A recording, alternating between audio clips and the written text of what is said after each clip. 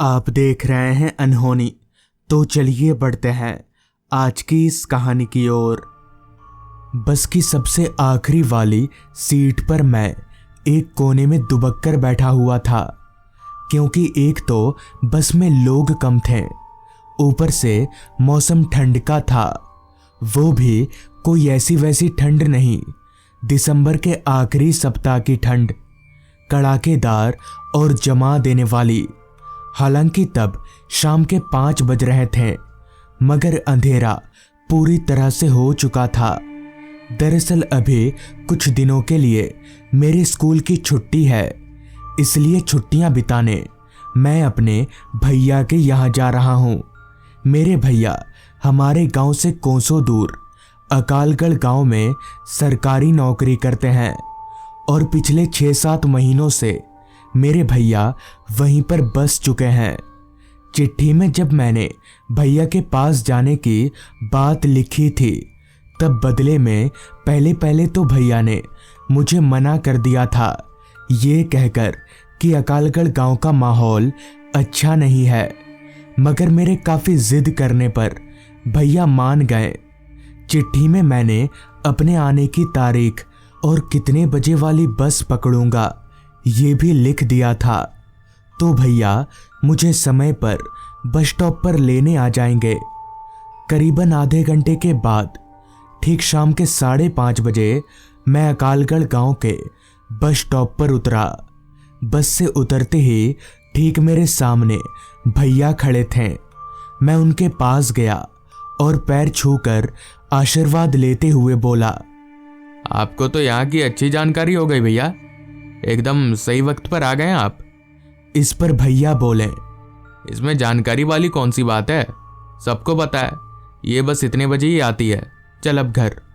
जिसके बाद वहां से साइकिल रिक्शा का सहारा लेकर हम लोग घर की तरफ आगे बढ़ने लगे। गांव का नाम था अकालगढ़, मगर चारों तरफ इतने जंगल झाड़ थे जैसे यहाँ कभी अकाल ही ना पड़ा हो। कुछ देर के बाद रिक्शा एक बड़े से घर के सामने रुकी। वो 2 मंजिला घर काफी बड़ा था और उस घर के आसपास दूसरा कोई घर नहीं था, सिर्फ जंगल था। खैर भैया ने रिक्शे वाले का भाड़ा मिटाया और हम लोग घर के अंदर आ गए। उस घर को चारों तरफ से निहारते हुए मैंने भैया से कहा, ये घर तो बहुत बड़ा है, आप यहाँ अकेले रहते हैं?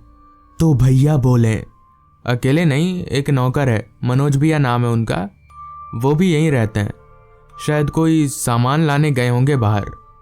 उस घर में सब कुछ था, सारी सुविधाएं थीं, सिर्फ एक को छोड़कर उस बड़े से घर में एक भी बाथरूम नहीं था। और जब मैंने इसका कारण भैया से पूछा तो उन्होंने कहा, देख ये जो घर है ना, वो यहीं के एक आदमी का था और यहाँ के लोगों का मानना है कि बाथरूम घर में नहीं बनाते। चूंकि ये मान्यता हमारे गांव में भी कुछ कुछ जगहों पर थी, इसलिए मैं ज्यादा हैरान नहीं हुआ। तभी भैया ने कहा, तू टेंशन मत ले, घर के पीछे की तरफ चले जाना और अकेले जाने की कोई ज़रूरत नहीं है, मनोज भैया हैं, उनको लेकर जाना, वो कहीं दूर में खड़े रहेंगे। जिसके बाद हमने हाथ मुंह धोया। थोड़ी ही देर में मनोज भैया बाहर से कुछ सब्जियां वगैरह लेकर आए और खाना बनाने की तैयारी करने लगे। रात के तकरीबन 9 बजे तक खाना बनकर तैयार हो गया। मेरे सामने जब खाना परोसा गया तो मुझे समझ नहीं आ रहा था कि कहाँ से शुरुआत करूं, क्योंकि खाने में बहुत सारी चीज़ें थीं। फिर मैंने पेट भर के खाना खाया और खाना पीना हो जाने के बाद मैं और भैया एक ही कमरे में सो गए। चूंकि मैं एक लंबा चौड़ा सफ़र करके आया था, इसलिए थकान के मारे बहुत जल्द ही मेरी आंख लग गई। पता नहीं कितनी देर बाद, मगर जब मेरी आंख खुली तो मेरा पेट मुझे कुछ सही नहीं लग रहा था। पेट दर्द कर रहा था और हल्का होने की ज़रूरत महसूस हो रही थी, लेकिन उस वक्त ठंड इतनी ज्यादा थी कि मुझे बिस्तर छोड़कर उठने का मन ही नहीं कर रहा था, मगर कुछ ही देर में प्रेशर इतना बढ़ गया कि मुझे ना चाहते हुए भी उठना ही पड़ा। उठकर मैंने सबसे पहले अपने बैग से टॉर्च निकाला जो मैं साथ लेकर आया था, और टॉर्च लेकर दबे कदमों के साथ कमरे से बाहर निकलने लगा, क्योंकि मैं खामोखा इस ठंड में भैया को नींद से उठाकर तकलीफ नहीं देना चाहता था। कमरे से बाहर निकलकर मैंने कुछ देर मन ही मन में सोचा, अभी अगर मनोज भैया को उठाने जाऊंगा तो वो उठकर ढेर सारे कपड़े टोपी वगैरह पहनेंगे, समय लगेगा। इससे अच्छा मैं अकेले ही चला जाता हूँ। वैसे भी घर के पीछे वाले जंगलों में ही तो जाना है। इतना सोचने के बाद ज्यादा वक्त ना लेते हुए मैं घर से बाहर निकलने लगा। तब शायद रात के 2 बज रहे थे। हालांकि जल्दबाजी में मैंने घड़ी नहीं देखा था, लेकिन बाहर का माहौल देखकर ऐसा ही कुछ लग रहा था। घर से बाहर निकलते ही मैं टॉर्च जलाकर पीछे की तरफ जाने लगा। जैसे जैसे मैं टॉर्च लेकर घर के पीछे की तरफ जा रहा था, वैसे वैसे जंगल और भी ज्यादा घना होता जा रहा था। ठंड का आलम तो ये था कि पानी के गिरते कतरे भी बर्फ बन जाएं। चलते वक्त मैं कांप रहा था। टॉर्च की रोशनी के सहारे अभी मैं आगे की तरफ जा ही रहा था कि तभी मेरे कानों में एक आवाज लगातार दस्तक देने लगी। वो आवाज कुछ ऐसी थी जैसे कोई कुल्हाड़ी मारकर लकड़ी काट रहा हो, मगर मुझे मेरे आसपास कोई नजर नहीं आ रहा था। तो फिर ये आवाज आखिर आ कहां से रही है? एक पल के लिए मुझे थोड़ा डर लगा, मगर दूसरे ही पल मैंने किसी तरह से खुद को संभाल लिया और जंगल में एक अच्छी सी जगह देखकर बैठने जा ही रहा था कि तभी वो लकड़ी काटने की आवाज अचानक से तेज हो गई। ऐसा लग रहा था जैसे कोई मेरे आसपास में ही कुल्हाड़ी चला रहा हो, पर कोई दिख क्यों नहीं रहा, ये मेरे पल्ले नहीं पड़ रहा था। ऊपर से वो आवाज इतनी तेज थी कि मैं उसे चाह कर भी नजरअंदाज नहीं कर पा रहा था।